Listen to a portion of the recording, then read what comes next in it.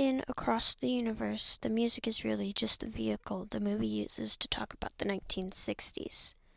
It's talking about war, protest, identity, art, grief, politics, and what happens when an entire generation starts questioning the people they're supposed to trust. The first thing that stands out to me isn't actually the music, it's the characters, because every major character represents a different way someone could have experienced America during the 1960s. Jude is probably the easiest place to start because he's almost our eyes into this story. He's British, so he comes into America without the same political background as everyone else. At first, he's just trying to find his father and make a life for himself. But as the movie goes on, he ends up watching an entire country unravel around him. He's an artist, so instead of responding with speeches or protests, he processes everything through painting. His artworks becomes more violent as the war escalates, almost like he's documenting what words can't really explain. Then there's Max, who's easily my favorite character because he represents something millions of young Americans actually experienced: having your future decided for you. He's funny, immature, and doesn't really know what he wants from life. But none of that matters once he gets drafted. The government makes that decision for him. By the time he comes home, he's physically and emotionally different. The movie isn't just saying war injures people. It shows that it can completely reshape who someone is. Max leaves as one person and comes back as someone who's carrying trauma that isn't visible all the time. Lucy represents another response to that same conflict. Her political beliefs aren't something she starts with. They grow out of loss. When Daniel dies in Vietnam, the war stops being something happening across the ocean and becomes something that reaches directly into her own life. That's what pushes her towards anti-war activism. I don't think the movie is saying activism is something people just wake up and choose. It's showing how grief can become political when the reason for that grief comes from decisions made by governments. Jojo reminds us that while the Vietnam War was happening overseas, America was still fighting battles at home. His story is shaped by racial violence long before Vietnam becomes the center of the movie. That makes him an important reminder that the 60s weren't defined by one issue. Different communities were experiencing completely different kinds of injustice at the same time, and the film manages to weave those stories together without making one erase the other. Prudence is probably one of the most unseen characters. She really isn't shown much or talked about in the film. She's isolated almost from the moment we meet her. She's struggling with her identity, afraid of being accepted, and spends much of the movie feeling like she doesn't belong anywhere. Her story represents people who were left on the outside of society because they didn't fit what was considered normal. When the characters sing Dear Prudence, they're literally inviting her to come out and join them, but metaphorically it is also about acceptance. In a movie that's so focused on war and politics, Prudence reminds us that another part of the Cultural Revolution was people finally beginning to question social expectations around identity, gender, and sexuality. What makes all of these characters work is that none of them represent the entire decade by themselves. They're different pieces of the same generation. Some respond through art, some through activism, some through music, some through survival. Together, they create a picture of what it meant to grow up during one of the most turbulent periods in American history. That's also why the movie's theatrical style is so important. It would have been easy to make a straightforward historical drama, but instead the filmmakers turn emotions into visual metaphors. My favorite example is Strawberry Fields Forever. Jude isn't literally painting Vietnam. He's painting strawberries, and then those strawberries burst across the canvas into deep red explosions that immediately resemble blood. It's one of those scenes that's beautiful and horrifying at the same time.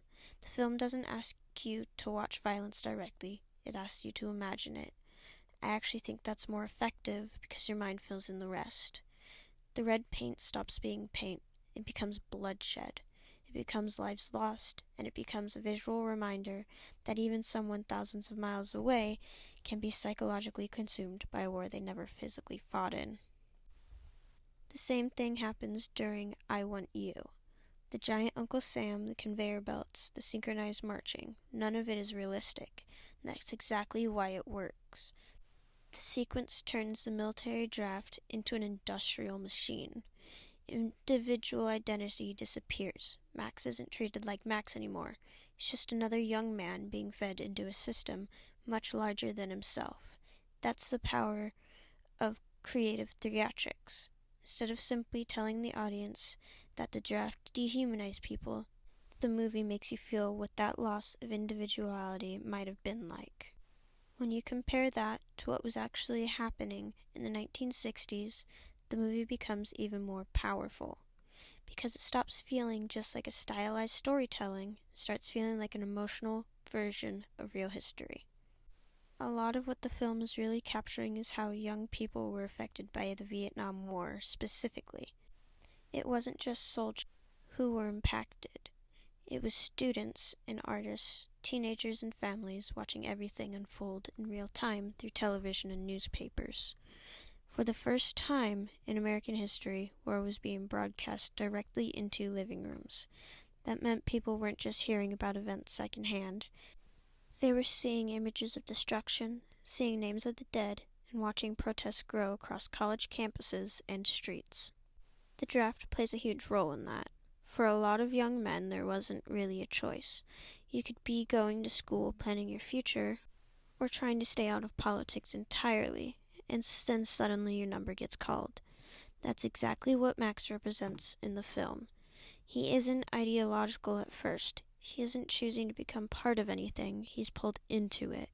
And that reflects something real about the era.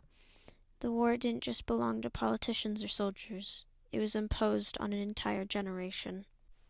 At the same time, you also had the rise of the anti-war movement, especially on college campuses. Students started organizing protests, marches, and sit-ins. Music became part of that too, which is why using Beatles songs in Across the Universe works so well. Even though most of the songs used weren't explicitly political, they were used to be political. The film basically uses that soundtrack to recreate the emotional environment of the 60s. But once you start connecting the movie to actual historical events, the tone shifts a bit because the reality behind the imagery is a lot heavier. One of the biggest turning points in public opinion was the My Lai massacre in 1968. U.S. soldiers did unspeakable things to unarmed Vietnamese civilians in a single village. What makes it even more significant historically is not just what happened, but how long it took for the truth to come out. The military initially reported it as a successful combat operation against enemy forces. It wasn't until whistleblowers and investigative journalists exposed the reality that the American public learned what had actually occurred. The internal reporting and delayed disclosure created a major loss of trust because it showed that official accounts of the war were not always accurate. There were also other documented incidents during the war involving civilian casualties and controversial counterinsurgency programs, along with widespread destruction caused by sustained bombing campaigns across Vietnam, Laos, and Cambodia. Entire regions were heavily affected by operations designed to target supply routes and enemy infrastructure, but would also hit devastating consequences for civilian populations.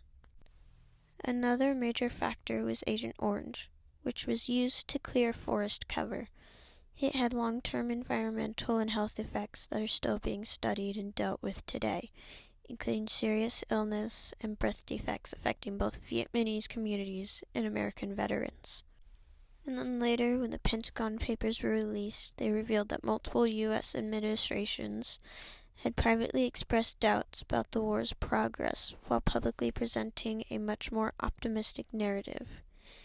That gap between public messaging and internal assessment became one of the key reasons trust in government declined during and after the Vietnam era.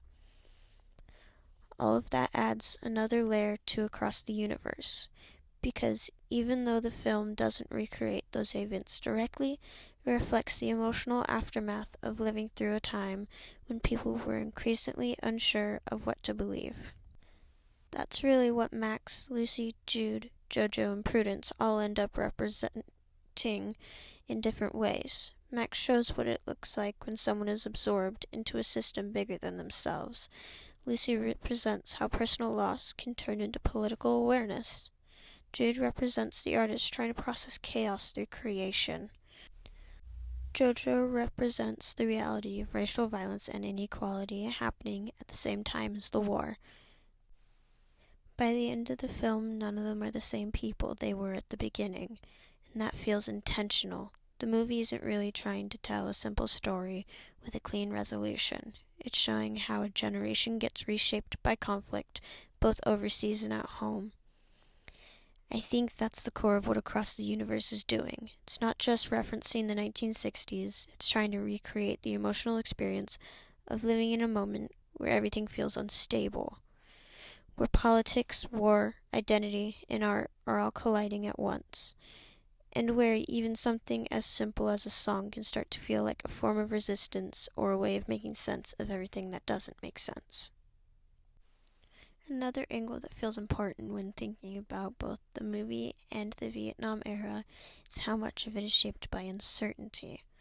Like nobody involved fully understands what's happening while it's happening. That's something I think Across the Universe captures indirectly. The characters are never really operating with full information. They're reacting. They're improvising emotionally in real time. And that kind of confusion actually mirrors what a lot of people experienced during the 1960s as well, especially once the war started escalating. Even the government messaging wasn't stable. Public statements about progress in Vietnam often didn't match what journalists, soldiers, or civilians were reporting. So people at home were constantly trying to reconcile two versions of reality: what they were being told, what they were starting to see or hear from other sources. That gap is part of what people sometimes refer to as the credibility crisis of the era, where trust in official institutions start to break down. And what's interesting is that this breakdown didn't just affect political opinions, it affected culture. It changed how people wrote music, how films were made, how art functioned in general. There's a shift where creativity becomes less about idealism and more about interpretation. Less about certainty and more about trying to process something unstable. That's why the movie style makes more sense the longer you sit with it. The surreal elements aren't just decoration, they reflect a world where emotional clarity is easier to reach than factual clarity. In other words, the characters might not always understand what's happening politically, but they understand how it feels. There's also something worth saying about how the film treats space and distance. A lot of what's happening in the story is happening somewhere else. Vietnam, protests in cities, institutions making decisions far away from the people who are actually affected. The separation matters because it creates a constant sense of disconnection between cause and consequence. Max never has control over the system that eventually defines him. Lucy doesn't control the war that shapes her grief. Jude isn't influencing political decisions, he's observing them. And even Jojo's experiences are shaped by the forces that existed long before him. So in a way, the film keeps returning to this idea that most individuals are living inside the consequences of decisions they didn't make. And that connects back to something broader about the Vietnam era in general. It wasn't just a war fought overseas, it was a period where ordinary people were constantly being pulled into national decisions through the draft, through protest movements, through media coverage, and through economic and social pressure. It blurred the line between civilian life and political reality in a way that felt new for the time. One last thing I think is interesting is how memory works in both the movie and the historical context. Across the Universe isn't really structured like traditional narrative. It feels fragmented, almost like recollection rather than storytelling. and that actually mirrors how people often remember turbulent historical periods, not as clean sequences of events, but as emotional snapshots, specific images, songs, moments, and feelings that stick more than the full timeline does. So even after everything, the protests, war, personal losses, and the political shifts, what remains isn't a clear resolution. It's more like a collection of impressions that don't fully settle into something neat or finished. And I think that's probably intentional, because it reflects the idea that some historical periods don't really conclude emotionally because they end chronologically.